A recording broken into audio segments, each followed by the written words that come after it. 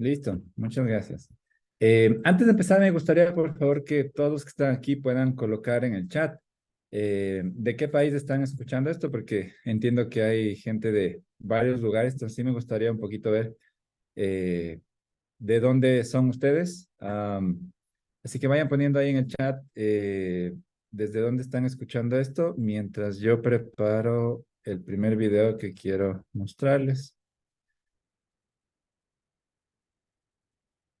Chévere, tenemos gente de Venezuela, gente de Ecuador, obviamente, gente de Paraguay, República Dominicana, hay gente de Pastaza, Pastaza queda en el oriente de mi país, para los que no sepan, Perú, ah, más personas de Perú, chévere,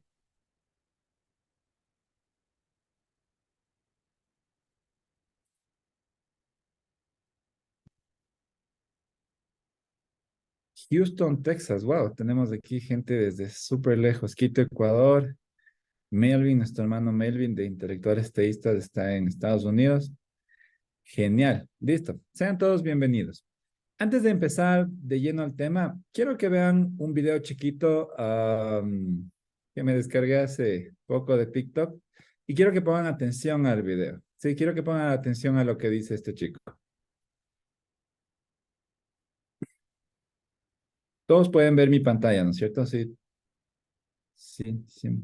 Me hacen así para saber que sí ven. Chéveras, ¿ya?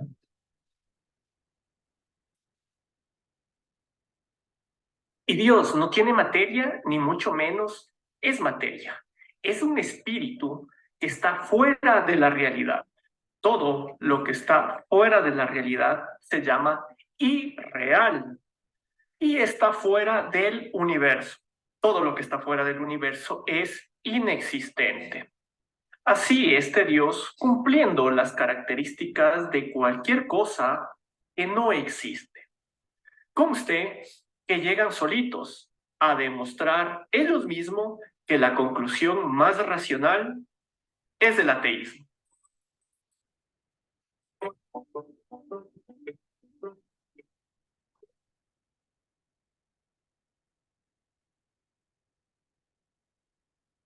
Listo. No sé cuántos de ustedes tal vez se han encontrado con este tipo de contenido.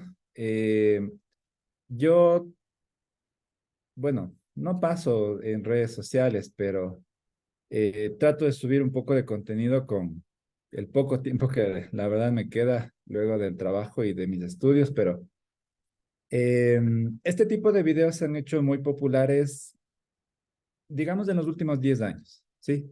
Con la explosión de todas las redes sociales, estamos viendo una generación, yo le llamo una generación de todólogos, ¿sí?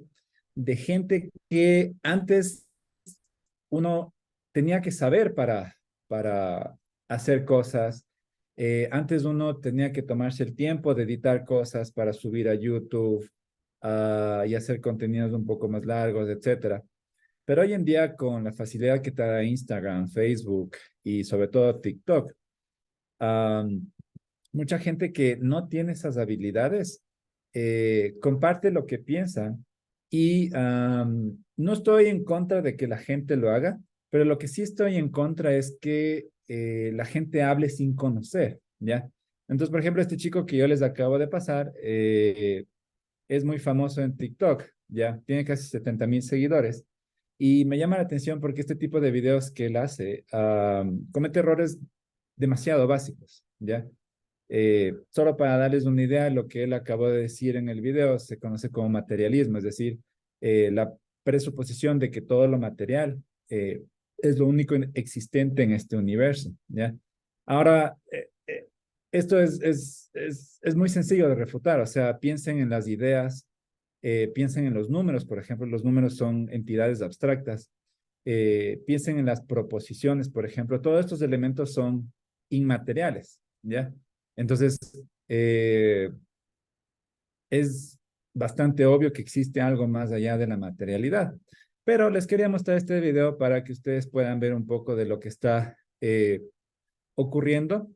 Eh, como digo, las redes sociales están abarrotadas con este tipo de información y hoy en día con las nuevas generaciones es muy sencillo que lleguen a este tipo de contenidos.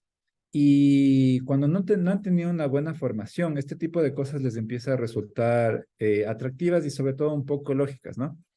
Entonces, ¿qué es lo que vamos a hacer en estas dos clases que muy amablemente me han invitado a compartir con ustedes? En esta primera clase voy a hablar muy brevemente de lo que es la apologética y lo que significa y lo que se hace dentro de esta disciplina. Y posterior a eso voy a compartirles sobre uno de los argumentos que existen para la existencia de Dios. Sí, la siguiente semana estaremos viendo otro, pero hoy día vamos a compartir solo uno. Ya les voy a comentar cuál. Y sé que es un poco complicado cuando estamos en esta modalidad online, pero lo que sí les pido es que estén súper atentos porque son clases bastante comprimidas, ¿sí? Es decir, este tipo de argumentos, lo que uno hace es leer obviamente a los filósofos y teólogos que han trabajado en esto y que tienen libros y papers publicados y trata de reducirlo a manera de que todos podamos entenderlo. Filósofos como William Lane Craig, Andrew Locke, J.P. Moreland, etcétera, eh, eh, a veces tienen un libro entero de 300 páginas de este tipo de argumentos. Entonces, como digo, va a ser bastante información. Trato de reducirla a modo de que todos podamos entenderla y también que les resulte a ustedes atractivo, ¿sí? Por tal razón y por temas de tiempo, voy a tratar de hacer de recorrido a la clase. Si es que ustedes tienen alguna duda, por favor, anótenla. Y al final yo puedo contestarla con mucho gusto. Sí, como digo, también quiero ser muy respetuoso de su tiempo porque entiendo que para algunos de ustedes ya es de noche y eso. Entonces, más o menos la idea es quedarnos 1 hora y media, 1 hora y 45 más o menos en la clase y luego terminar. Y obviamente si alguien tiene que salir, está en la libertad de hacerlo. Y los que no nos podemos quedar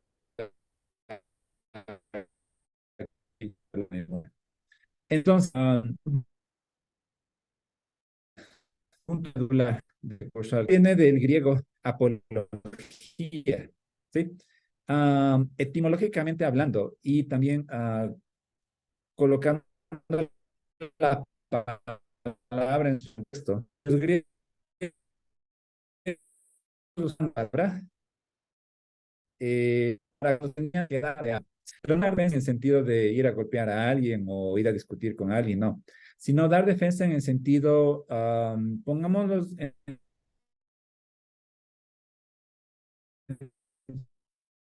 términos jurídicos, ¿ya? Tenían que darle algo frente el sistema jurídico de los gobiernos mismos. Cuando ellos usaban la palabra apología, estaban refiriéndose a que deben dar defensa racional sobre algo. Y obviamente, no sé cuántos de ustedes aquí han tenido la oportunidad de estar en un tribunal o asistir a una audiencia o lo que sea. No es que un abogado va y dice, bueno, yo creo que mi cliente es inocente, no sé, porque una vez me compré una cerveza, ¿no? O porque yo le he visto jugar fútbol y es buena nota. O sea, eso no pasa. Ellos tienen que ir con argumentos, con evidencias, con pruebas, con testimonios, con videos, con audios, etcétera, con lo que sea.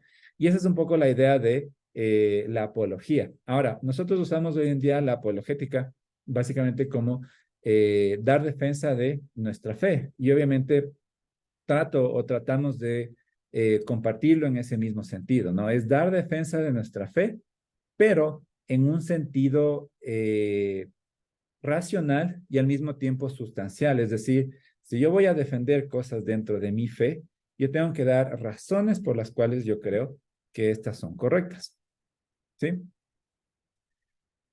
Ahora, este pasaje estaba creo que en el flyer, si no estoy mal, pero hay varios lugares en la Biblia que nos enseña la importancia de la apologética y por qué esto es básicamente una especie incluso de mandato. Primera de Pedro 3:15 nos dice que santifiquemos al Señor en nuestros corazones y estemos preparados para dar defensa con mansedumbre y reverencia ante todo aquel que os demande razón de la esperanza que hay en vosotros. Entonces, Pedro aquí es bastante claro, está diciéndonos que vamos a tener que dar defensa ante ciertas personas que van a demandar razón de la esperanza que hay en nosotros, ¿sí? Esto nos da una idea muy clara de que no todas las personas con las cuales nos topemos van a aceptar el evangelio a primera instancia, ¿sí? Ustedes van a recibir luego un taller de evangelismo eh, y por lo general uno siempre debe tratar de empezar con el evangelio en su forma más pura, ¿sí? Digamos que lo que yo les voy a enseñar es algo que viene posterior, siempre y cuando alguien levante una objeción. Pero a las personas que aquí hemos compartido el evangelio, deben haber notado que la mayoría de casos, casi las personas no tienen muchas objeciones, pero para aquellos que sí las tienen, esta es una herramienta muy útil. Am, y el segundo pasaje que quería compartirles hoy.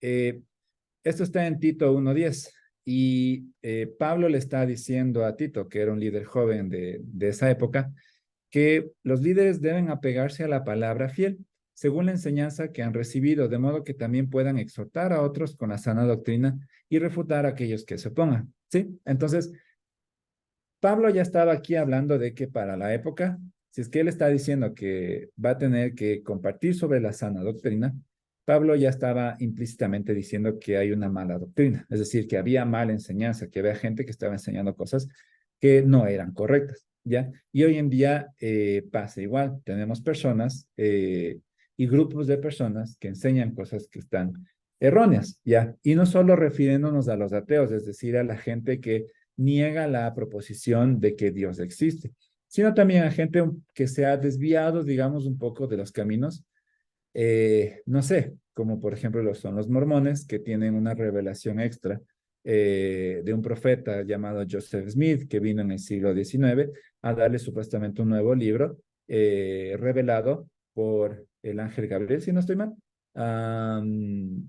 cuando la Biblia claramente dice que no se debe añadir nada más a las palabras que ya están escritas, por ejemplo, y ese tipo de cosas. Entonces, eso es un poco, abuelo de pájaro, lo que entendemos por apologética, ¿sí?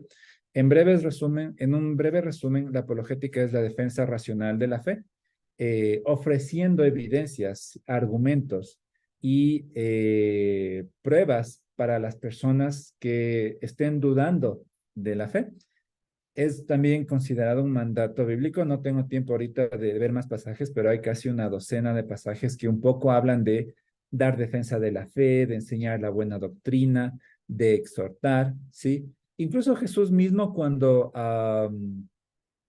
Juan el Bautista mandó a preguntar por él, si es que era él el que debían, el Mesías o si debían esperar a otros, ¿qué les dijo Jesús? Les dijo, vayan y enséñenle que los ciegos ven, que los sordos escuchan, que los cojos andan, etcétera. O sea, Jesús, ¿qué les dijo? No le dijo, solo dile que ten fe, no.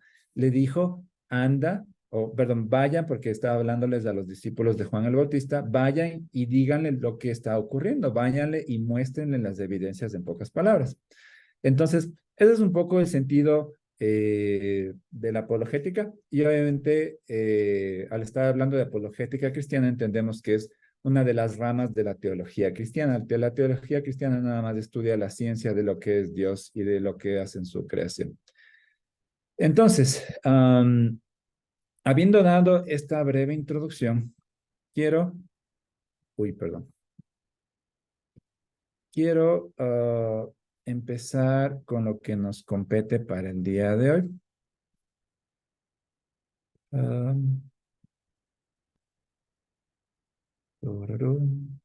Aquí está. Ok.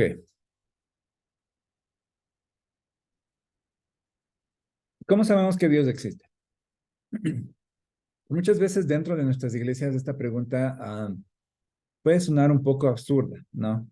La idea de, bueno, es obvio que Dios existe, pero si tratamos de salir un poco de ese paradigma que vivimos todos los domingos, de estar encerrados dentro de cuatro paredes, vamos a encontrar que afuera sí hay gente que duda de esta proposición. Y hoy en día más hay gente que duda, dice, bueno, yo sí creo que Dios existe, pero no sé cuál. Sí, no sé si ustedes se han topado con ese tipo de personas que anda metido en cosas extrañas y dice, bueno, tengo una amiga que me compartió del Islam y parece súper chévere, ¿no? Y me habló de un Dios Alá, que es uno solo y tiene cierto sentido, ¿no? O, otras personas que dicen, bueno, a mí me hablaron del hinduismo, ¿no? Y sí, esto de las energías y de la reencarnación me suena interesante, pero en el hinduismo tenemos más de un dios, de hecho son como 3000 dioses, entonces, no sé, entonces, todo ese tipo de preguntas son cosas que hoy en día están pasando. Am, y digamos que para la mayoría de Latinoamérica, que veo que son las personas que están aquí, es un fenómeno que se está empezando recién a expandir, ¿ya? Si uno ve las estadísticas de afiliación religiosa por las regiones, vamos a ver que hay un cambio que se está dando. Hay unas estadísticas, por ejemplo, de México, que es un país gigante acá, que por años fue católico, que está mostrando que el catolicismo está bajando. Ciertos grupos como los cristianos evangélicos están subiendo, por así decirlo, pero las personas que no creen en nada o que creen en algo pero no saben qué es ese algo está también subiendo. Entonces, vemos que esto es un índice social que se está dando y por eso es que es bueno que nosotros aprendamos a cómo argumentar a favor primero de la existencia de Dios y segundo de la existencia de nuestro Dios, porque obviamente no es lo mismo y no es algo que se logra con facilidad. Entonces, lo que yo les voy a presentar se llama el argumento Calam, ¿sí? Este argumento, ya les voy a dar un poquito de la historia, pero fue formulado casi por siglo XI o X, si no estoy mal, bajo filósofos árabes.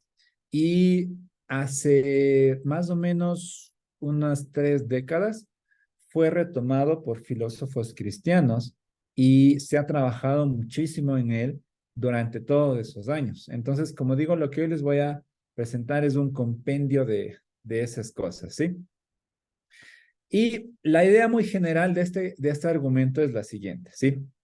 Am, nosotros vivimos en un universo y somos realmente una parte minúscula de lo que representa todo lo que está allá afuera y todo lo que está allá afuera y ni siquiera sabemos qué es. Sí, ciertos cosmólogos hoy en día estiman que conocemos más o menos de un 5 o un 6% de lo que existe en el universo. El otro 96, perdón, el otro 95, 94% no se sabe qué es, por dos razones. Uno, la luz que tenemos no alcanza a llegar allá o no ha llegado allá todavía. Recuerden que las distancias son tan gigantes que la luz toma tiempo en llegar a ciertas cosas. De hecho, por ejemplo, si es que el sol se apagara, nosotros no lo sabríamos instantáneamente, sino que lo sabríamos después de 8 minutos. Ese es el tiempo más o menos que tarda la luz del sol en llegar acá en la Tierra. Entonces, la idea es la siguiente. Tenemos todo este universo infinito. Bueno, no infinito, sino expandiéndose constantemente. Y la idea es, ¿cómo es que todo llegó a ser como es hoy día?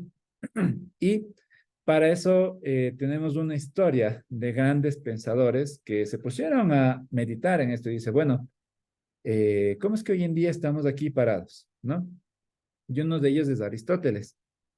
Aristóteles planteó la existencia infinita del universo.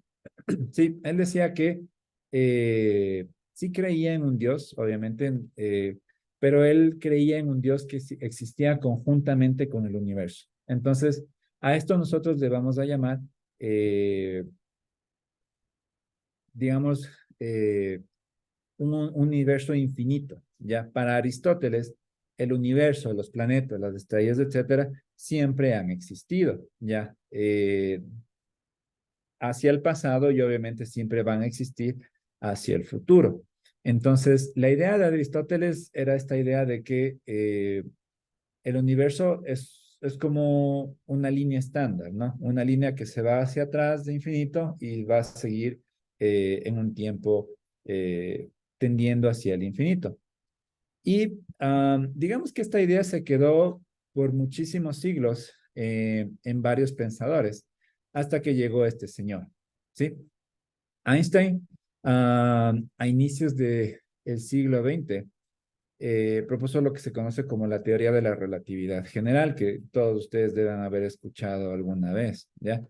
Y básicamente lo que propuso Einstein es lo siguiente, ¿sí? Bajo la física newtoniana, nosotros sabemos que los cuerpos y todo lo que hoy vemos tiene una especie de mecánica, ¿no? Es decir, si yo cojo una pelota y la boto con cierta velocidad, yo puedo calcular a qué distancia la pelota va a caer gracias a la fuerza de la gravedad. O si yo tengo un auto y estoy yendo a cierta velocidad y freno y sé el coeficiente de fricción de los frenos y a la velocidad a la que iba, yo puedo calcular a qué distancia el auto se va a detener. Básicamente para todo ese tipo de cálculos usamos lo que se conoce como física newtoniana o física clásica, ¿ya? Ahora, Einstein lo que vino a decir es, bueno, Newton tenía razón en parte, ¿ya?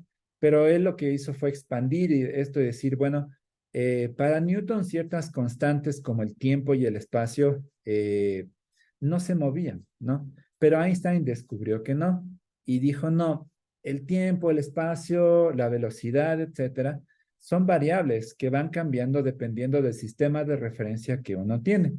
Entonces, es por eso que, por ejemplo, propuso estos experimentos locos que hoy en día ya son básicamente aprobados por la comunidad científica, que, por ejemplo, mientras más rápido nos movemos, el tiempo avanza más lento, ¿ya? Eh, y es así, por eso que propone ciertos pensamientos, donde, por ejemplo, si tenemos dos gemelos, y uno de los gemelos se queda en la Tierra y el otro empieza a viajar por el espacio a la velocidad de la luz. Cuando regresen, el gemelo que viajó por el espacio a la velocidad de la luz tendrá una edad menor que el gemelo que se quedó en la Tierra. Ya, son cosas locas, pero Einstein descubrió esto y que existe una curvatura en el espacio-tiempo. Y bueno, para no aburrirles más, lo que había descubierto Einstein y una de las implicaciones de esto era uno, que el universo, o más bien, todas estas leyes funcionaban dentro de un sistema cerrado, y dos, que este sistema debía haber empezado a existir en el tiempo, ¿ya? Es decir, una de las implicaciones de lo que descubrió Einstein es que justamente el universo empezó a existir. Y obviamente a él y a otros científicos no les gustó mucho esto. ¿Por qué? Porque obviamente se meten en preguntas, bueno, como que, bueno, ¿qué pasó antes de que el universo empiece a existir? Que es justamente lo que muchos evitaron con la teoría aristotélica del universo estacionario. Y bueno, decían, si yo acepto que el universo es infinito, entonces no me tengo que meter en esas preguntas que ya tienden a otra índole más filosófica y más metafísica, ¿no? Entonces, a Einstein no le gustaba mucho esto, pero digamos que era una de las implicaciones de su teoría. Ahora, unos años después, un meteorólogo ruso y un clérigo belga de apellidos Friedman y Lemaitre eh, descubrieron que las ecuaciones y los cálculos de Einstein habían estado bien hasta cierto punto, ¿sí? Einstein, no voy a meter a explicar un poco de esta tecnicidad, pero si es que leen un poco de historia se van a topar con esto. Puso una constante que se llama la constante gravitacional, que básicamente lo que hace es un contrapeso a toda la materia oscura y genera una especie de modelo estacionario. Ahora ellos lo que dijeron es que, bueno, Einstein había estado en lo correcto hasta que calcularon esa constante y dijeron, no, esta constante tiene otro valor.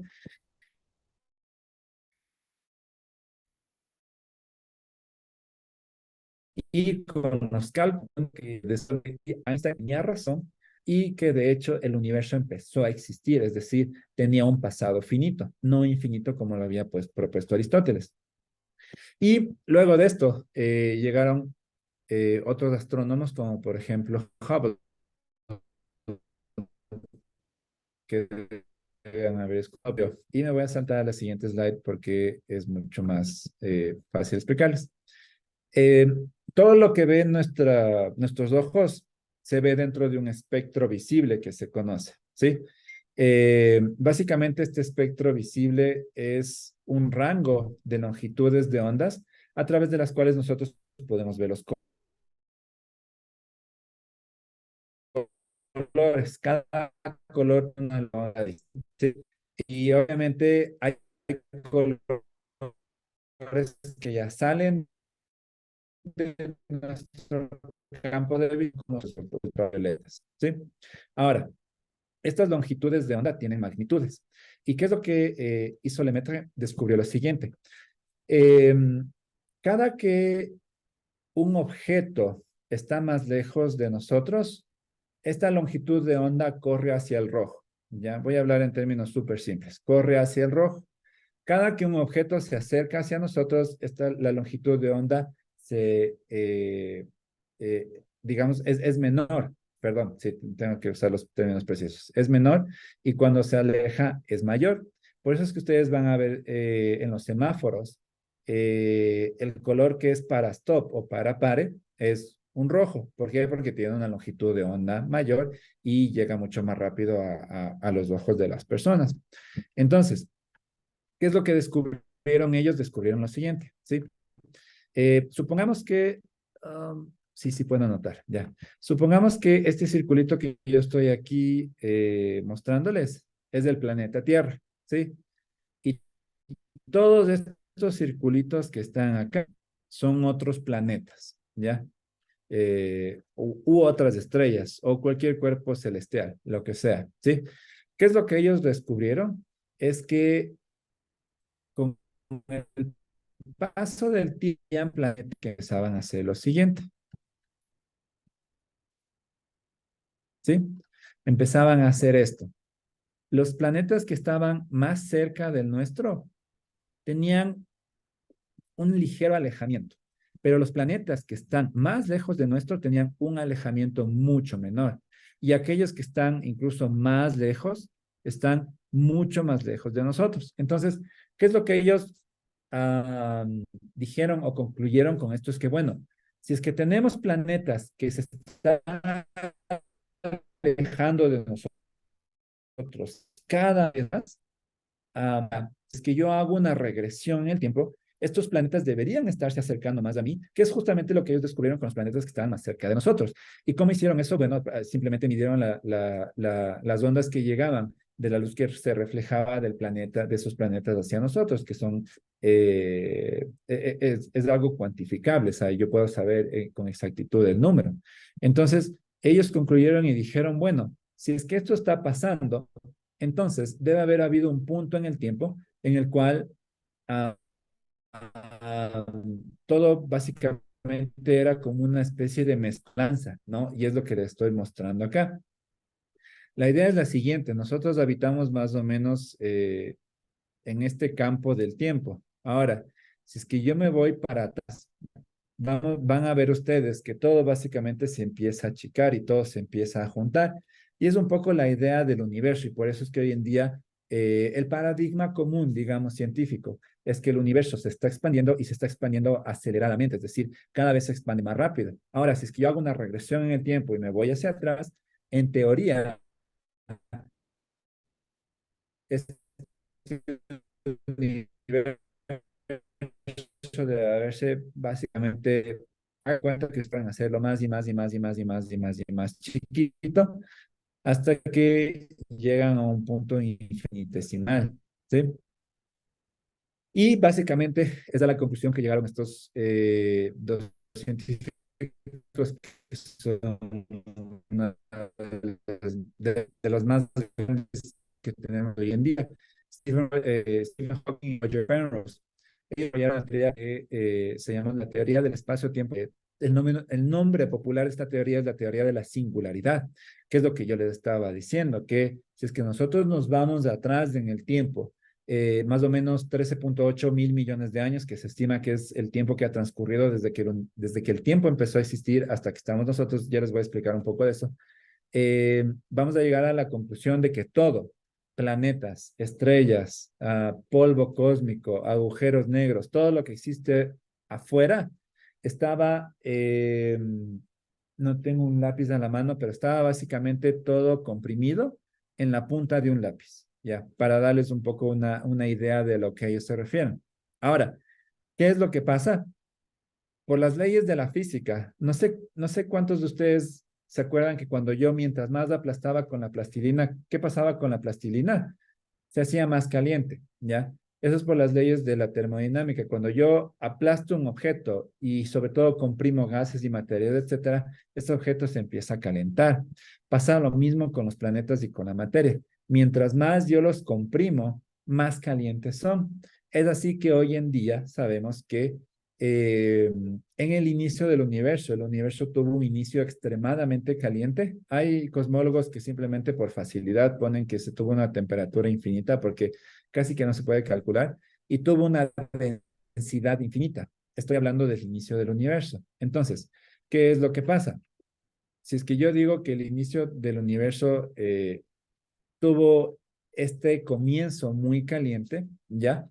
Yo debo poder irme hacia atrás, básicamente midiendo qué es lo que pasó ahí. Ahora, lo interesante de esto es que hoy en día tenemos algo que se conoce como el tiempo de Planck. El tiempo de Planck es el tiempo más corto que se puede conocer luego de que el Big Bang ocurrió, ya tomando el Big Bang como el paradigma moderno de la ciencia para el inicio del universo.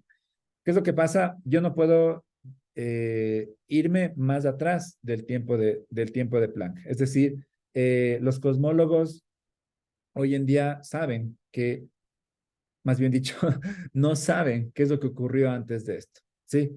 Básicamente por lo que yo les estoy diciendo, porque nos metemos con cosas como temperatura infinita, densidad infinita, etcétera, que obviamente son variables con las que uno ya no puede hacer nada, ¿ya? Es decir, si tú le pones el infinito a una ecuación, te va a empezar a dar cosas absurdas de resultados. Y obviamente, por eso es que con estas entidades matemáticas ya no se puede saber exactamente qué es lo que pasó antes. Lo que sí podemos saber es, uno, que nuestro universo no es infinito, no es eterno, que tuvo un inicio. Y dos, podemos saber que ese inicio fue extremadamente caliente, extremadamente denso. Y lo que sea que haya dado comienzo al universo, debe haber sido algo, voy a hablar de algo, todavía no voy a hablar de alguien, pero algo que sea extremadamente poderoso. ¿Por qué? Porque para lograr esa explosión y mandar a volar todo lo que estaba comprimido infinitesimalmente en un punto, como les decía, en la punta de un lápiz, se requiere muchísima fuerza, ¿ya? Hagan de cuenta que ustedes, no sé cuántos de ustedes han ido al gimnasio y tienen esas pelotas pesadas, ¿ya? Y les hacen así, lanzar para arriba, ¿ya? Más o menos de esa es la analogía, ¿ya? ¿Por qué la pelota es pesada y por qué se cae? Por la gravedad. Es lo mismo allá. La presión de gravedad en ese punto infinitesimal era tal que debemos haber necesitado de algo extremadamente poderoso para que logre hacer esta especie de explosión, ¿sí? Ahora, antes de entrar al argumento, espero haberme explicado bien, ¿sí? Eh, Más bien, creo que ahorita que ya voy a entrar al universo, al argumento, creo que sería un buen tiempo para darnos unos 2 minutos. No sé si alguien tiene preguntas de lo anterior, ¿sí? Porque obviamente si es que no me entendieron algo del anterior, no me van a entender el argumento. Entonces, eh, 2 minutos, si es que alguien tiene preguntas, escríbanles en el chat. Creo que es lo más fácil y yo voy a contestar. Espero haberme explicado lo mejor posible en estos, digamos, elementos físicos que a veces no son muy fáciles de entender si es que no seguiste una clase de física, pero espero haberme explicado bien. ¿Alguien alguna pregunta? Mm. Hola, Nicolás tiene la mano arriba. Sí, Nico, dinos. Claro, en cuanto a que el Big Bang no es el comienzo, creo que eso me genera un poco de conflicto, porque tengo entendido que hay otra teoría que propone que hubo como otro Big Bang antes. O sea, bueno, eso es una teoría, pero no sé si de pronto usted se refería a eso o de pronto quería decir otra cosa. No sé qué piensa usted al respecto. Sí, a ver, no voy a topar mucho esos temas porque es más complicado, pero sí hay teorías hoy en día que postulan que el Big Bang, o bueno, más bien dicho, que postulan que nuestro universo no es eterno. ¿En qué sentido? En el sentido de que, eh, y aquí entramos a varios modelos. Te voy a dar uno de ellos. Uno de ellos se conoce el modelo cíclico. Básicamente nos dice que nuestro Big Bang sino, simplemente es un Big Bang de otros Big Bangs, por así decirlo. Es decir, el universo explotó, ya, eventualmente en un punto paró de expandirse, se contrajo nuevamente y luego volvió a explotar. Y luego se siguió expandiendo, paró, se contrajo y volvió a explotar, ¿ya? Ese es un modelo que hoy en día han propuesto ciertos cosmólogos para evitar el inicio. El problema de esto son dos cosas. Uno, que no hay evidencia científica para esto, es decir, eh, hay muchos cosmólogos hoy en día que han escrito sobre esto. Los que estén interesados en un paper, tengo un paper de Alex Vilenki, que es uno de los cosmólogos hoy en día más con mejor reputación. Él tiene un paper donde él habla de tres modelos que básicamente eliminan la necesidad de un principio, y en el mismo paper termina diciendo, por todo lo que yo les digo, estos tres modelos no son viables. Entonces, sí hay modelos que evitan un inicio, pero digamos que hoy en día no tienen mucho sustento académico. Y en segundo lugar, supongamos que ese fuera el caso, eventualmente nosotros debemos llegar a una especie de inicio, es decir, si el universo explotó y se contrae, se explotó y se contrae, esto no puede seguir ad infinitum, es decir, no pudo haber pasado infinitas veces, debe haber también tenido un inicio. Entonces, esa es un poco la idea de esto. Bueno, veamos, aquí hay otra pregunta, dice, ¿las evidencias que usted ha planteado son pruebas para darnos las bases necesarias para entender, o por sí mismas son parte del argumento Kalam? A ver, las evidencias que ahorita les estoy dando, sí, son parte del argumento Kalam, y ahorita ya les voy a explicar por qué, porque sustentan una de sus premisas. Y sobre las diapositivas, sí, no hay problema. Yo les puedo compartir si quieren, luego podemos hablar con los chicos aquí encargados de Alianza por el Evangelio y yo les paso a ellos, o también al final les voy a dar mi correo, si quieren me pueden escribir y yo les paso, no hay ningún problema. Entonces, vamos a avanzar. El argumento Kalam está estructurado de la siguiente forma, ¿sí? Generalmente yo doy una clase de lógica antes de meterme a argumentos, pero por temas de tiempo les voy a explicar súper brevemente, ¿sí? Dentro del mundo de la filosofía existe la ciencia que se llama, la disciplina que se llama la lógica, ¿sí? Y dentro de la lógica uno aprende a estructurar formalmente los argumentos, ¿sí? Ahora, estos argumentos siguen leyes de lógica que se conocen, que básicamente son parámetros a través de los cuales tú formulas proposiciones y de estas proposiciones derivas a una conclusión, ¿ya? Esto lo hacemos todos los días, es decir, la lógica lo único que hace es estructurar esto de forma formal, ¿ya? Ya, supongamos que ustedes están caminando por la calle, ¿ya? Y ven una niña llorando eh, con un cono de helado sin helado, ¿ya? Y supongamos que ustedes siguen caminando por la calle y eventualmente se topan con una bola de helado en el piso, ¿ya? ¿Cuál es la conclusión? Bueno, que la niña está llorando porque se le cayó la bola de helado. Es decir, a través de dos premisas, la primera que vieron una niña llorando con un cono vacío, y la segunda, que encontraron una bola de helado en el piso más adelante, ustedes concluyen que la niña está llorando porque se le cayó la bola de helado. Es más o menos esa misma analogía, obviamente aplicada a muchas cosas mucho más complicadas, pero lo único que les quiero compartir con esto es que todos nosotros, todos los días, estamos acostumbrados a hacer esto, a que a través de cierta información que recibimos o que nuestro sistema cognitivo recibe, nosotros elaboramos conclusiones. Es lo mismo en la lógica. Ahora, el argumento Kalam tiene dos premisas. Las premisas simplemente son proposiciones que pueden ser verdaderas o falsas. Y a partir de estas premisas se deriva una conclusión. Entonces, quiero que vean esto. No es muy complicado, la verdad. La premisa uno es que todo lo que comienza a existir tiene una causa, ¿sí? Esta premisa está básicamente cimentada en la experiencia, digamos así. Y bueno, en algo más complicado que se conoce como las imposibilidades metafísicas, que no me voy a meter, pero básicamente son cosas que no ocurren porque hay ciertas leyes que lo prohíben, ¿no?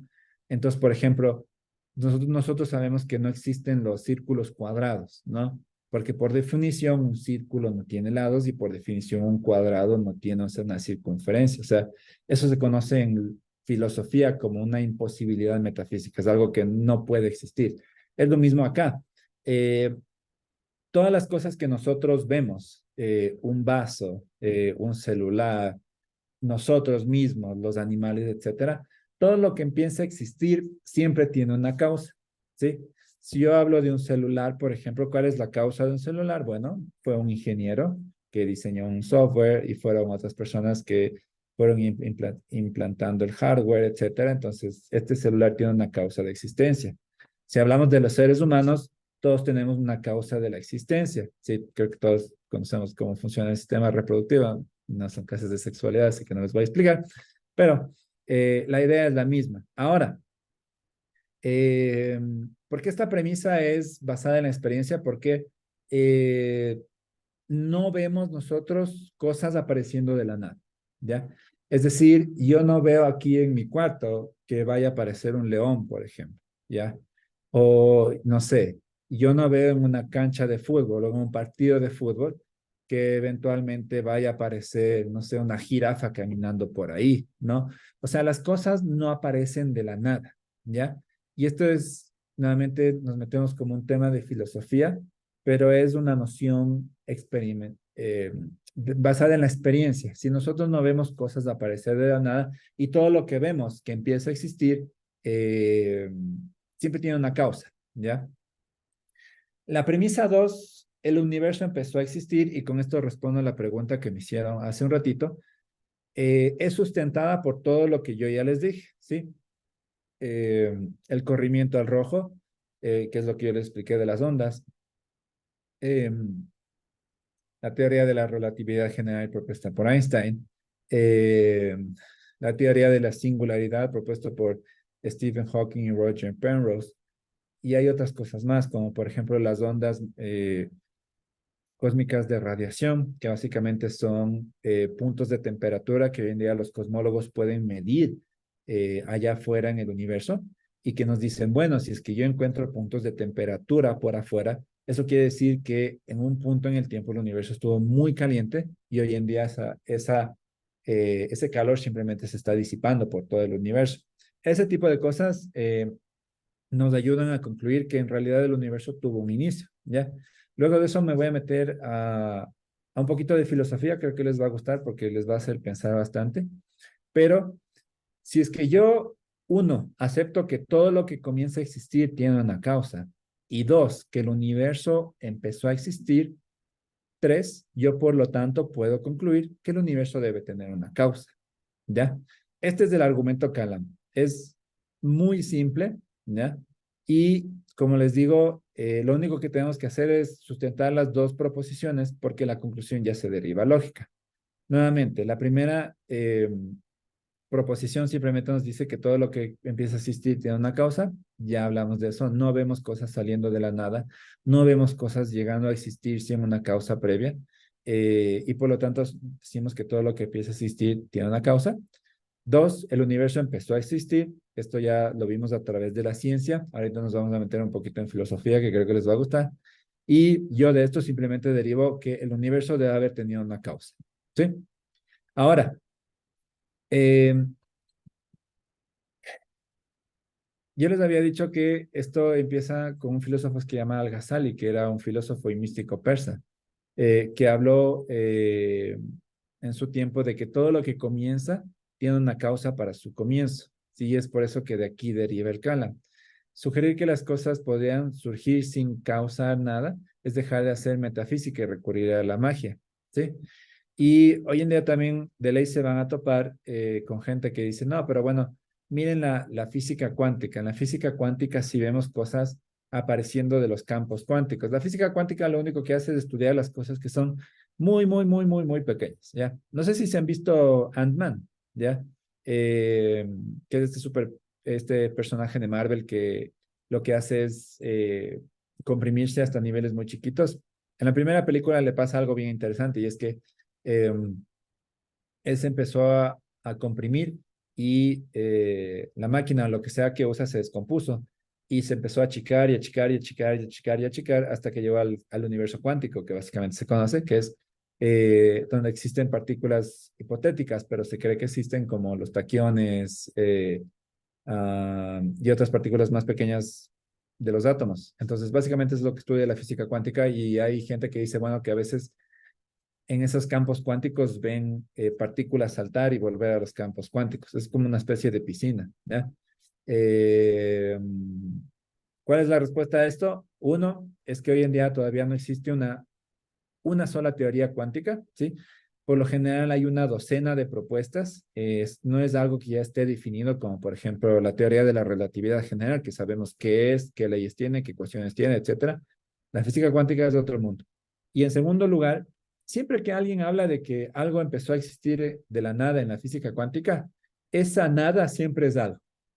A veces son vacíos cuánticos, a veces son campos electromagnéticos, a veces son, no sé, energía pura, pero siempre es algo, nunca es nada. Entonces, solo les hablo esto porque a veces se pueden topar con esto, pero no quiero aburrirles.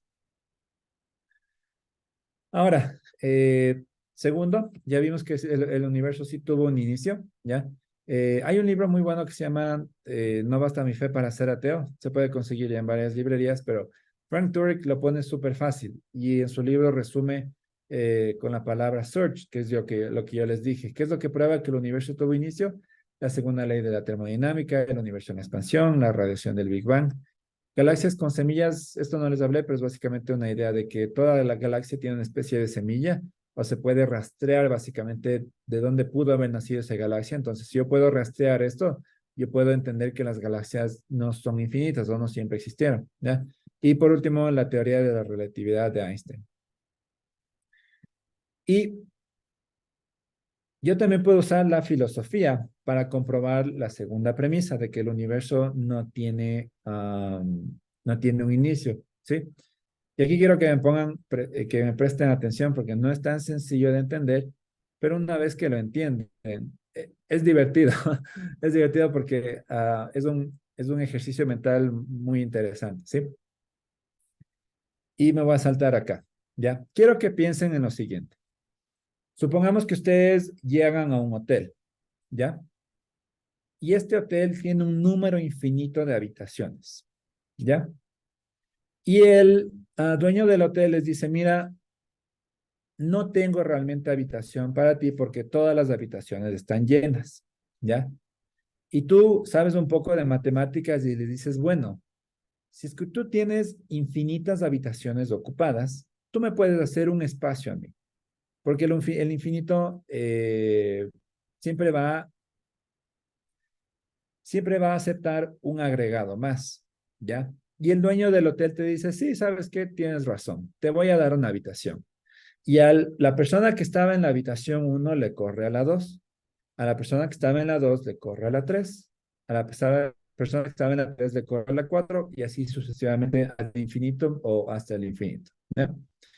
Entonces tú estás feliz porque ya tienes una habitación. Ahora, supongamos que llega la pandemia, ¿ya? Y en el hotel se contagian de COVID y la mitad de personas de ese hotel se mueren, ¿ya? Ahora, dentro de la filosofía de la matemática o dentro de la matemática en general, cuando tú le quitas un número al infinito, la respuesta siempre va a ser infinito, ¿sí?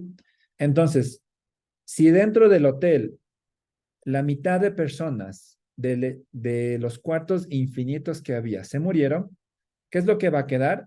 Van a quedar igualmente infinitos cuartos, o cuartos infinitos, perdón, ¿sí? Entonces, supongamos que eso ocurre, se muere la mitad de la gente, y tú vas con el administrador y dices, ¿qué pasó? Se nos murieron la mitad de los huéspedes, y tú le dices, ¿y cuántos cuartos le quedan? Todavía me quedan infinitos cuartos, y tú dices, ok, tiene sentido, la matemática me avala, te vas a dormir. Al siguiente día tú regresas, ¿sí? y te das cuenta que los vecinos que tenías en tu departamento, perdón, en tu piso, supongamos que son tres, se fueron, ¿ya? Y vas donde el administrador y le dices, ¿qué es lo que pasó? Y dice, se están yendo las personas por miedo al COVID o a la pandemia, ¿ya? Y tú le preguntas, bueno, ¿cuántos se fueron? Y el administrador te dice, se fueron tres personas. Ya, entonces, ¿cuántos cuartos le quedan? Me quedan infinitos cuartos, ¿ya? Ahora, ¿qué es lo que pasa? Y quiero que pongan atención. Estoy haciendo dos operaciones válidas matemáticamente, pero estoy obteniendo un resultado igual. En la primera operación lo que hice fue quitarle al infinito la mitad de números que tenía y todavía me queda el infinito. En la segunda operación le quité tres unidades, por así decirlo, del infinito, pero me quedó el mismo número, me quedó un infinito, ¿ya? Ahora, este ejercicio mental que les acabo de hacer se conoce como el Hotel de Hilbert y es básicamente un ejercicio mental que nos lleva a la conclusión de que no pueden existir infinitos actuales porque llegamos a absurdidades como la que yo les acabé de decir, que tenemos dos operaciones diferentes eh, que nos llevan al mismo resultado, cuando dentro de las matemáticas esto no debería pasar. Es decir, si al 100 yo le quito 50, me quedan 50. Si al 100 yo le quito 3, me quedan 97. Son dos operaciones que me dan dos resultados distintos. Pero en esta operación que acabé de hacer, son dos operaciones distintas que me dan un mismo resultado. Y eso no puede ocurrir. Entonces, ¿cuál es la idea detrás de esto? ¿Sí? Filosóficamente hablando, este tipo de absurdidades ya metafísicas nos llevan a la conclusión de que no pueden existir infinitos actuales, es decir, no pueden haber en nuestro mundo cosas que realmente yo diga, esto es un infinito, ¿ya? ¿Por qué? Porque llegamos a absurdidades como la que ya les acabé de contar. Ahora, ¿de qué nos sirve esto, Alcala? Es por la siguiente razón, ¿sí? Si es que realmente un número infinito actual de cosas puede existir, yo podría irme hacia el pasado y sumar eventos infinitos y decir, bueno, yo estoy sumando eventos infinitos y por eso digo que el pasado es infinito, ¿ya? Ahora yo les acabé de demostrar que eso es un absurdo, que no puede ocurrir, ¿ya? ¿Por qué no puede ocurrir? Porque obviamente nosotros estamos hoy en día. Y si es que hubiera ocurrido una serie de eventos infinitos en el pasado, el día de hoy todavía no hubiera llegado, es otra absurdidad. Entonces, ese tipo de cosas dentro de la filosofía también nos lleva a la conclusión de que, bueno, si es que el universo hubiera sido infinito, tendríamos un agregado de eventos o actividades infinitas que nos traen hasta el día de hoy. Pero eso no puede pasar porque es del infinito. Y si es que eso hubiera pasado el día de hoy, todavía no hubiera llegado. Entonces, todo este tipo de cosas, tanto desde la ciencia como desde la filosofía, nos llevan a concluir que efectivamente el pasado no es finito, ¿ya? Ahora, solo para hacer una precisión técnica, porque tal vez me digan, bueno, ¿y por qué estás usando el término infinito actual? ¿Ya? Dentro de la matemática y específicamente dentro del cálculo existe lo que se llama el infinito potencial. Si las personas que aquí pasaron por esas clases se deben haber topado con ejercicios en donde tú calculabas, por ejemplo, eh, integrales o lo que sea, que tendían hacia el infinito, es decir, se acercaban cada vez más y más y más y más al infinito, pero nunca llegaban. Eso se conoce como un infinito potencial, que dentro de la matemática es un concepto totalmente lógico y totalmente viable, ¿sí? Pero lo que yo le estoy hablando son infinitos actuales, es decir, un infinito actual es una serie de cosas agregadas o de eventos agregados o de acciones agregadas o de objetos agregados que eventualmente llegan al infinito, que obviamente hoy en día no tenemos nada que se asemeje a eso y obviamente no existe. Como yo les hacía el ejercicio mental, es un absurdo, ¿sí? Lo que sí tenemos dentro de la matemática, como les digo, son infinitos potenciales, que eso es totalmente razonable, ¿sí? Ahora, ¿cuál es la conclusión de esto? ¿Sí? Eh, la primera es que el Kalam deja la necesidad para una causa. Es decir, si todo lo que empieza a existir tiene una causa y el universo eventualmente empezó a existir, el universo debe tener una causa, ¿sí? Ahora, la pregunta que nos queda ahorita resolver y para ya ir terminando es, eh, ¿cómo es esta causa? ¿Sí? O básicamente, ¿de dónde nosotros unimos que la causa del universo debe ser Dios? Porque obviamente hay una serie de pasos que yo debo dar para unir la causa del universo con el concepto teísta cristiano de Dios o el Dios abrahámico, pongámoslo así, ¿sí? Y nuevamente, muy rápido, ya, esto obviamente es más complejo de lo que escribo aquí, pero solo para darles una idea y sobre todo para enseñarles las posibles objeciones que la gente diga. Porque a veces yo sí me he topado con gente que dice, bueno, pero ¿y por qué la causa del universo debe ser tu Dios? ¿No? ¿Por qué no otro Dios? O ese tipo de cosas. Para eso les estoy ahorita mostrando esto. Eh, en primer lugar, dentro de la filosofía y dentro de las leyes de la lógica, la ley de la causalidad nos dice que todo efecto tiene una causa. En este caso estamos hablando del universo como efecto. Ahora, eh, la causa nunca se rige por las propiedades del efecto. ¿A qué me refiero con esto? ¿Ya? Si es que ustedes hacen un muñequito de plastilina con palillos, ¿ya? Eh, ustedes como causa de este muñequito de plastilina con palillos, no necesariamente deben tener las mismas propiedades que la plastilina y los palillos. Ya, obviamente ustedes tienen propiedades superiores, tienen una mente, tienen destreza motriz, etcétera. ¿Sí? Es lo mismo con el universo, ¿ya? Cuando el universo empezó a existir, no solo la materia empezó a existir, sino que también el espacio y el tiempo empezó a existir. ¿Esto qué implica? Que lo que sea que haya causado esto debe haber sido un agente externo a la materia, al espacio y al tiempo. ¿Sí? Y esto es muy interesante. ¿Por qué? Porque esto nos lleva a concluir o nos lleva a decir, bueno, ¿qué tipo de ser o de entidad, ya, tiene estas propiedades? Es decir, que sea inmaterial, que no tenga un cuerpo físico, que sea aespacial, es decir, que no ocupe un volumen o una dimensión física cuantificable dentro del espacio que hoy tenemos. Y tercero, que sea atemporal, es decir, que este ser exista fuera del tiempo o que tenga la capacidad de existir fuera del tiempo, ¿ya? Obviamente, nosotros como teístas, dentro de lo que se conoce como la doctrina de Dios, le hemos atribuido a Dios estas propiedades, ¿sí?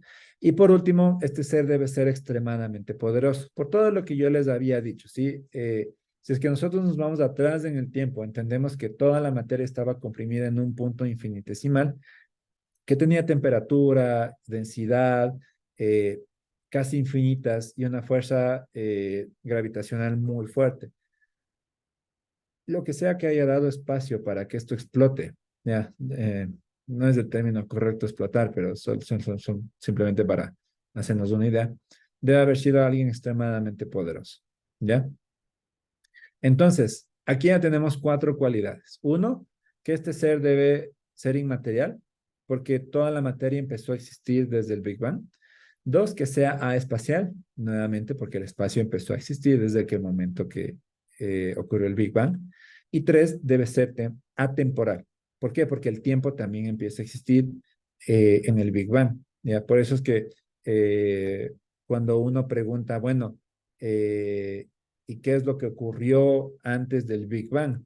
Esa pregunta no tiene mucho sentido porque el término ocurrir implica temporalidad y antes del Big Bang o del tiempo cero, por así decirlo, el tiempo no existe. Entonces, tú no puedes aplicarle un concepto a una dimensión que era inexistente anterior a eso.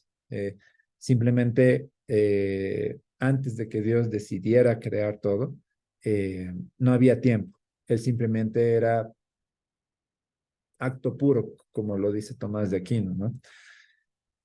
Y bueno, ahora, vamos, si ven que vamos un poco ya bajando a la idea del Dios bíblico, ¿no? Entonces, aquí con lo que hemos hecho ahorita es, bueno, ya hemos sacado otros conceptos de dioses que no tienen estas propiedades, ¿no? Entonces, por ejemplo, a veces en sentido de burla o de mofa, los ateos dicen, bueno, ¿y por qué yo no puedo creer que Zeus creó el universo? Bueno, porque obviamente Zeus no contiene estas propiedades. Entonces, estoy, por así decirlo, ya tachando dioses que históricamente no ejemplifican estas propiedades. Ahora, otro filósofo cristiano, Richard Swinburne, hace una acotación más, ¿no? Y Swinburne dice, bueno, dentro de la, um, dentro de la disciplina de la causación, ¿a qué me refiero con disciplina de la causación? Es que dentro de la filosofía existe todo un módulo, una rama completa de gente que estudia qué significa que algo causó a otra cosa y cómo la causa se relaciona con el efecto y cuál es la naturaleza de esta causa con respecto al efecto y cosas muy locas. Pero básicamente Swinburne dice lo siguiente. Existen dos tipos de causas, las naturales y las personales. ¿Y Swinburne a qué se refiere? Eh, si nosotros, bueno, ahorita por ejemplo paró de llover aquí afuera de mi departamento, ¿ya? Si yo digo, bueno, ¿cuál fue la causa de que haya llovido? Bueno, hoy en día sabemos que es porque se estuvo acumulando agua en las nubes, ¿ya? Eso es una causa natural, ¿ya? O por ejemplo, ¿cuál es la causa de que, no sé, yo entierre un cuerpo y dentro de 100 años encuentre solo huesos? Bueno, es porque los microorganismos se comen todo lo que son tejidos, músculos, etcétera, ¿no?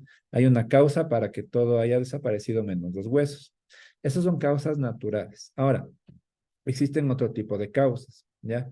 Si yo, por ejemplo, voy a una playa y encuentro un castillo de arena, eh, sería un poco bobo decir, bueno, el roce de el mar con la arena produjo el castillo, ¿no? O sea, nadie en realidad piensa así. Y por eso es que nosotros decimos que, bueno, si es que nosotros encontramos un castillo en la arena, debe haber sido alguien, una persona, debe haber tenido una causa personal que lo haya realizado, ¿ya?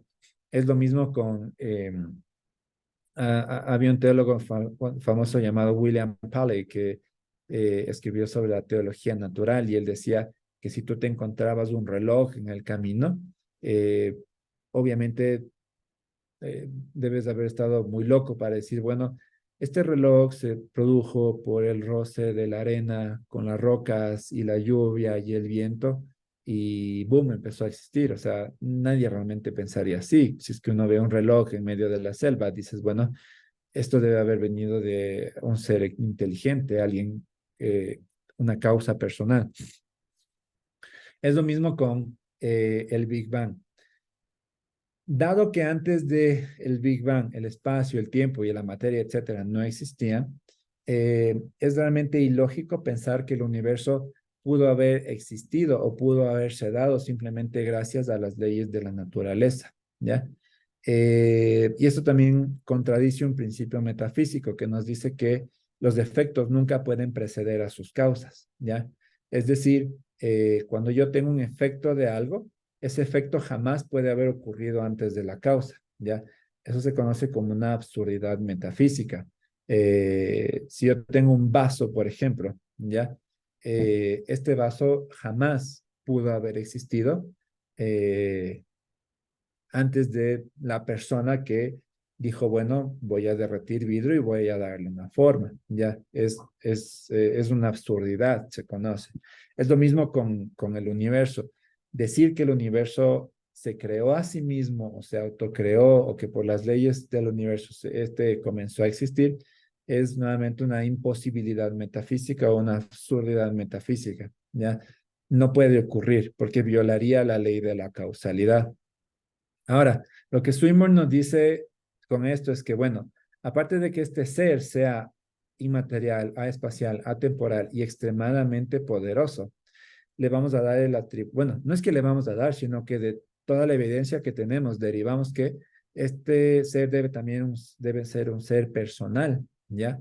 Y con esto nosotros, ¿qué es lo que hacemos? Bueno, simplemente tachamos de la lista todas aquellas religiones que ven a Dios como una fuerza o como una energía, o esas religiones panteístas que dicen, bueno, Dios es del universo y Dios está en todo, básicamente un Dios impersonal.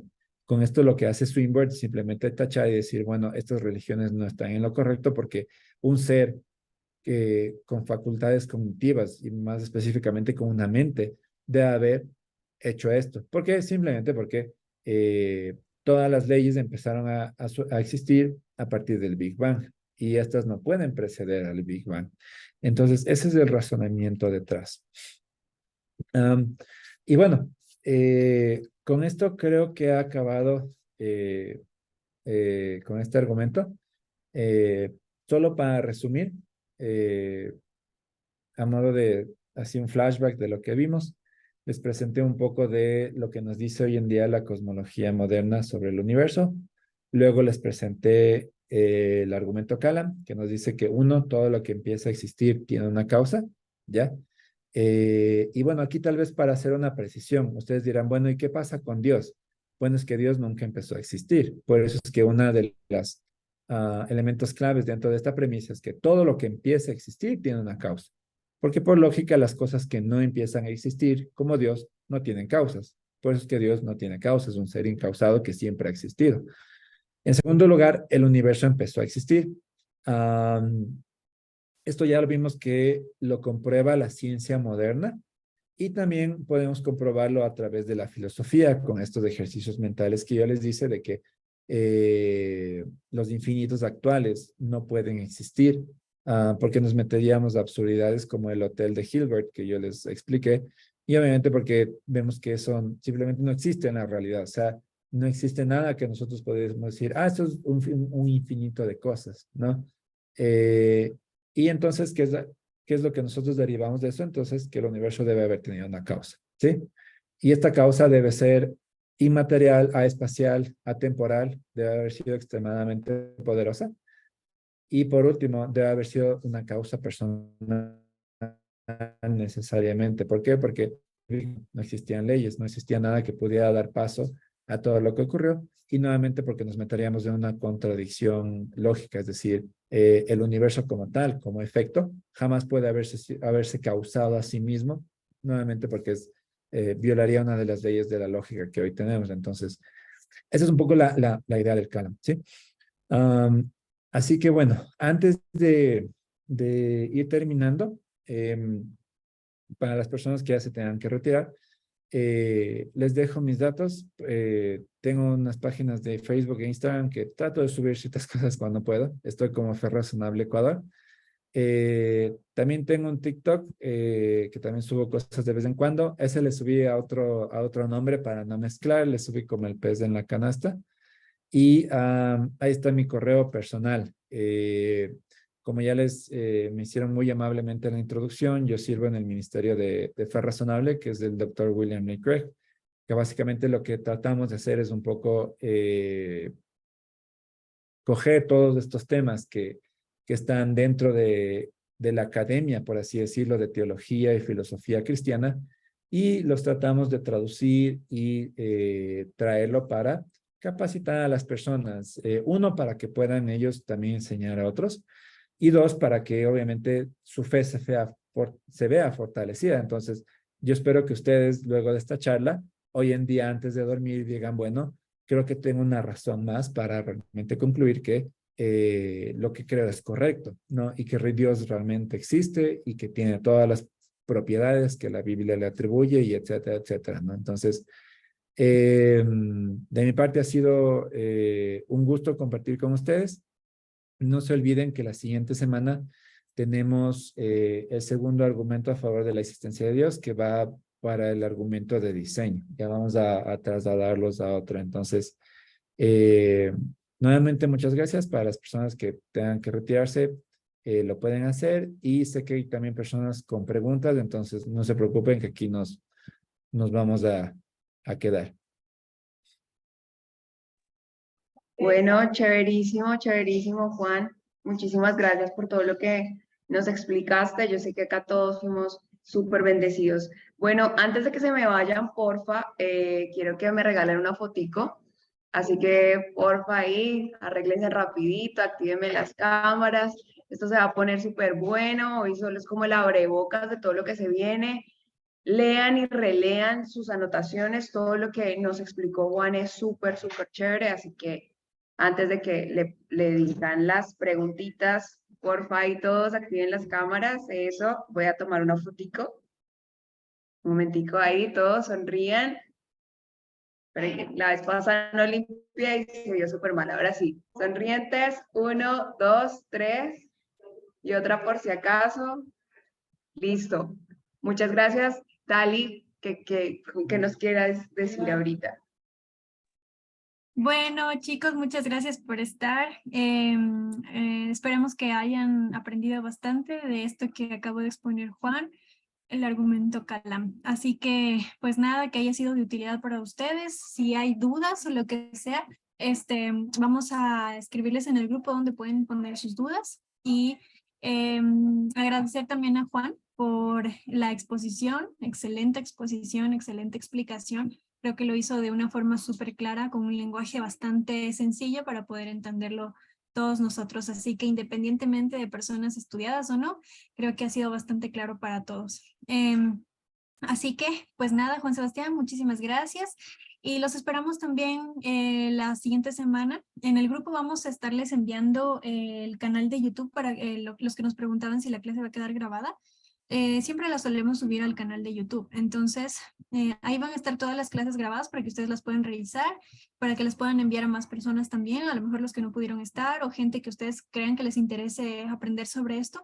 Les vamos a enviar en el grupo el canal de YouTube y el video ya subido y grabado para que lo compartan. Porfa, no se olviden de seguirnos en las redes sociales. Estamos como Alianza por el Evangelio en Instagram, en Facebook y también en TikTok, y ya les estaremos enviando también nuestra página de YouTube. Así que eso, amigos, bendiciones, muchas gracias por estar aquí y nos vemos el próximo jueves a las 7 de la noche. Les estaremos escribiendo entonces y les dejamos toda la información en el grupo, incluido lo de las redes que me están diciendo por acá. Les dejamos en el grupo principal, ¿ok? Dios les bendiga, cuídense mucho.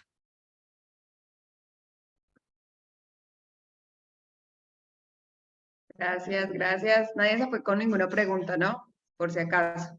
Que Dios los bendiga. Gracias, Juan. Gracias a todos. Buenas Tú sí noches. tienes una pregunta. Sí hay una Eh, pregunta. no sé si tal vez le puedo hacer una pregunta al teólogo, creo que es ¿no es cierto? Claro, claro. Una pregunta acerca de cuando dijo al principio sobre, creo que fue la creación del universo, no recuerdo, no estuve un poco descuidado, pero acerca de la creación del universo, no sé si me puede recordar ese dato o algo así.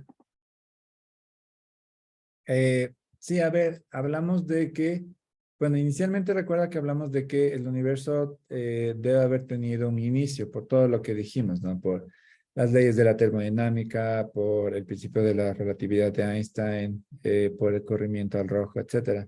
Entonces, estamos hablando de que, nuevamente, si todo lo que empieza a existir tiene una causa y dado que el universo empezó a existir, entonces el universo debe haber tenido una causa, ¿ya?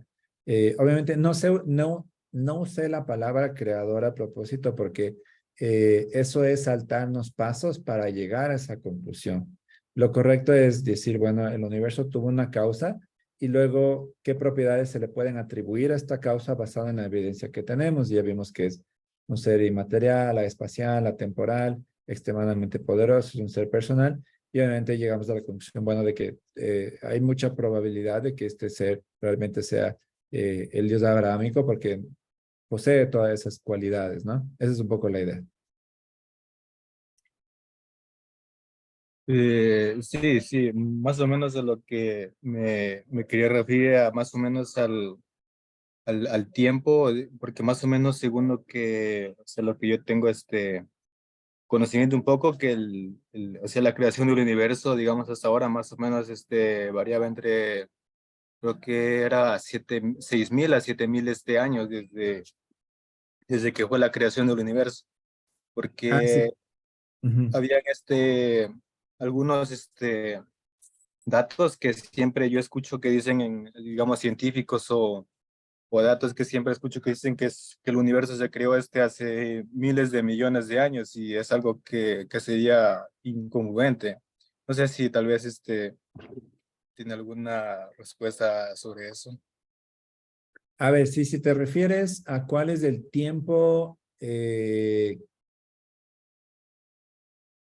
el tiempo que tiene nuestro universo acorde a la ciencia, estamos hablando de 13.8 mil millones de años a 14 mil millones de años más o menos.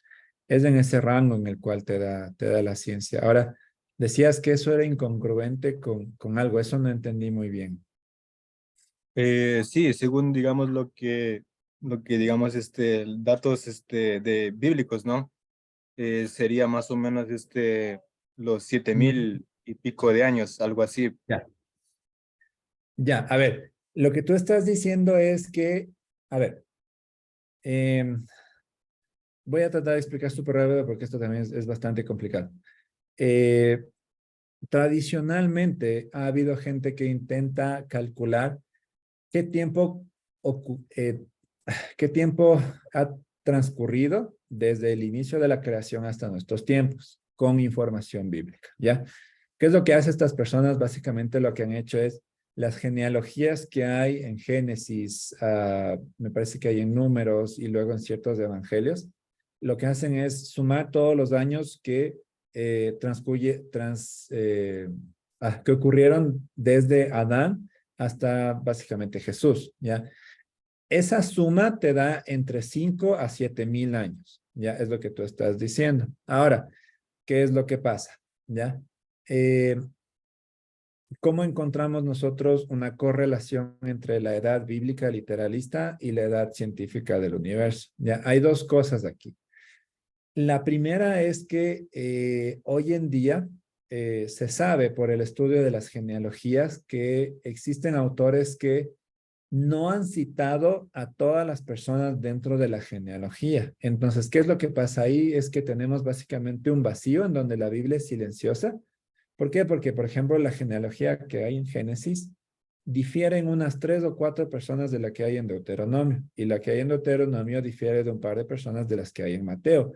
Entonces, ¿qué es lo que pasa? Uno, yo personalmente no tomo las genealogías como un dato exacto de el tiempo que transcurrió desde la creación hasta el momento del día de hoy. ¿Por qué? Porque justamente lo que yo te digo, hay lagunas de personas entre las genealogías y yo no puedo saber cuántas personas, digamos, vivieron en esa época y por lo tanto yo no te podría decir a ciencia cierta si fueron 5, 6, 7, 8 mil años, ¿ya? En segundo lugar, la Biblia jamás nos dice hace cuánto vivió Adán, ¿ya? Obviamente nosotros sumamos las genealogías, digamos, en términos de años humanos, ¿ya?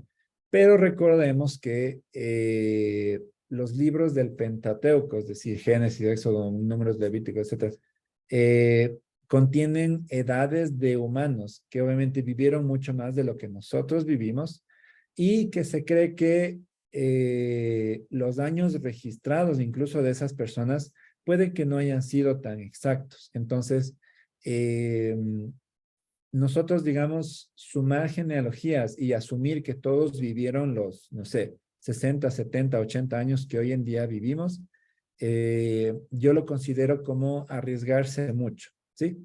Y aparte de eso, hay que entender que cuando Dios en el Génesis habla de creación, muchas veces nosotros pensamos que son días de 24 horas, ¿ya? Y esto, digamos, en el hebreo no es tan necesario. ¿Por qué? Porque la palabra que usa Génesis para crear es yom, y yom se utiliza de varias formas. Puede significar días de 24 horas, puede significar también el tiempo que ocurre entre el amanecer y el atardecer, o puede simplemente significar épocas de años indefinidas, ¿ya? Entonces, más bien dicho, la Biblia no es un libro que nos enseña a ciencia cierta cuánto tiempo transcurrió desde Adán hasta nosotros. Y es justamente por lo que te comento, porque nosotros no sabemos, o más bien dicho, no podemos inferir que estos días eran realmente días literales de 24 horas, sino que puede que el autor de Génesis se haya referido a estos días como épocas, ¿ya? O como rangos de miles de millones de años. O sea, eso no es algo que, digamos, esté totalmente especificado en la Biblia, pero que simplemente se deja a interpretación. Entonces, eh, si tú quieres creer, por ejemplo, que ha transcurrido un par de miles de años desde Adán hasta nosotros, puedes hacerlo, basado en las genealogías y todo eso y otras cosas.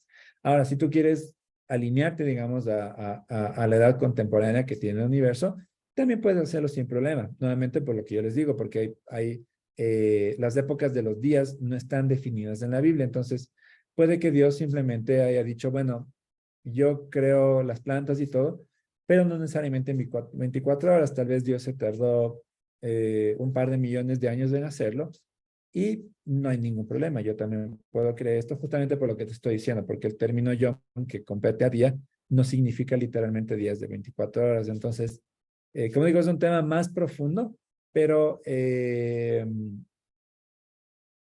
digamos que ambas posturas son posibles, ¿ya? Simplemente es tú alinearte a una de ellas y decir, bueno, yo creo esto, y es por estas razones. Y esto, y digamos que sea cual sea la postura que tomes, eso nunca va a afectar tu teología, porque son doctrinas secundarias que se conocen, ¿ya? Doctrinas primarias son la de Dios, la Trinidad, la encarnación de Jesús, etcétera. Entonces, esa es un poco la idea.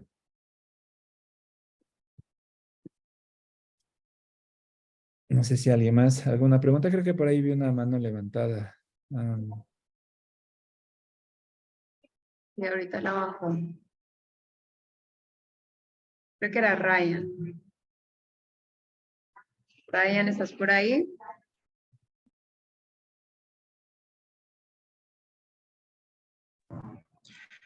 Así es, estoy por aquí.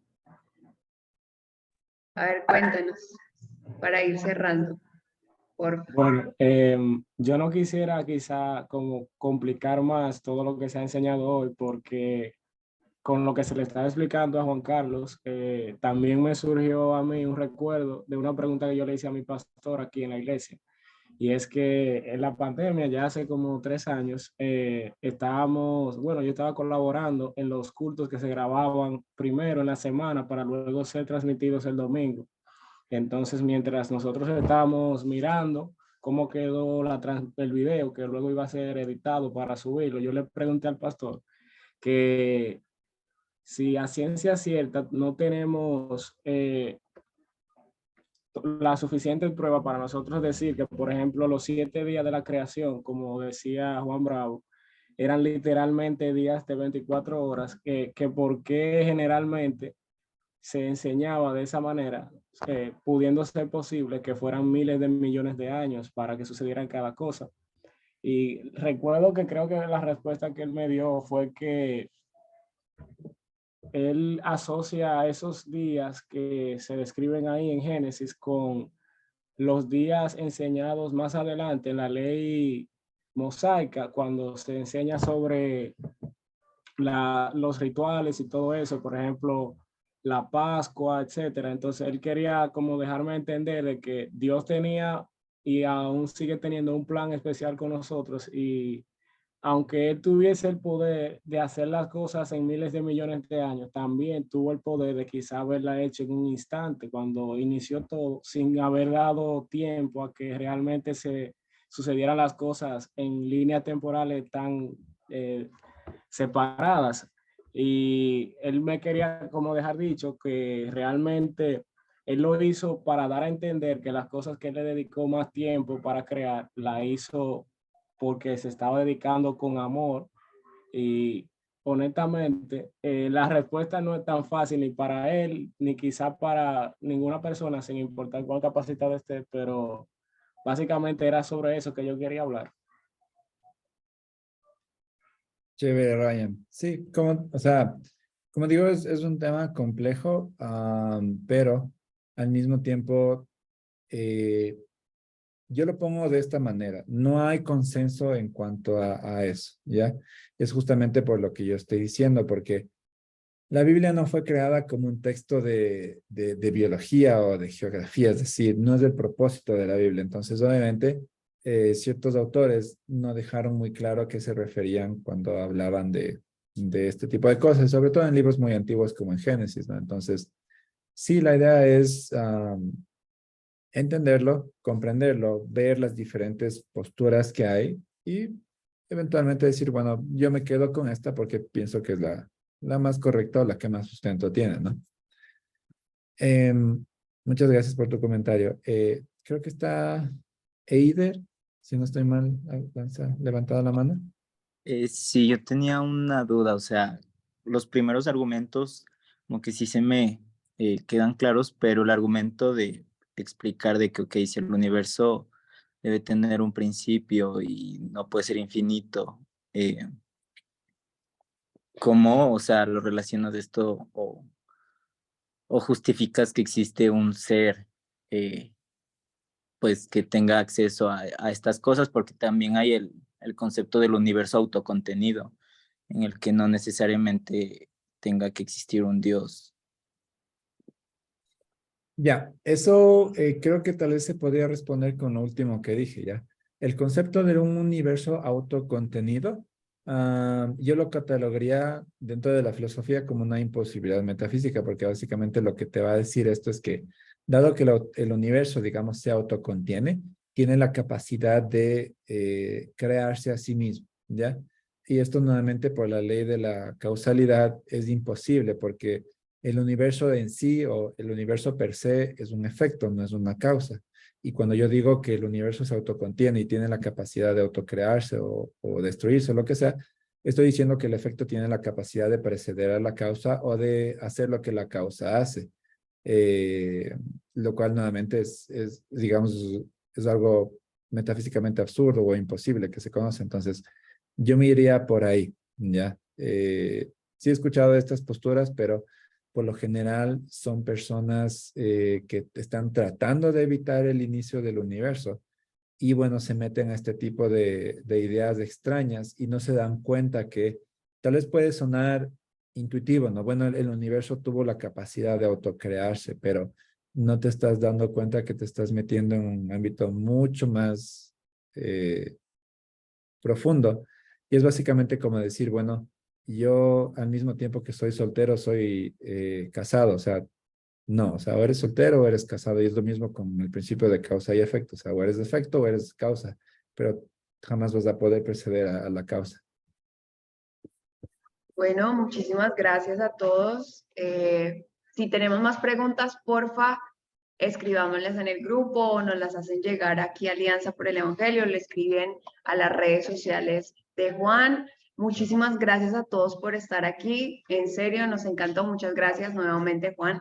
Y bueno, ahora sí nos despedimos. Vayan a dormir, a descansar y nos vemos en la próxima clase. ¿Listo? Chaito. Ahora Un gusto sí, con chao. todos. Hasta luego. Descansen. Bendiciones. Bye.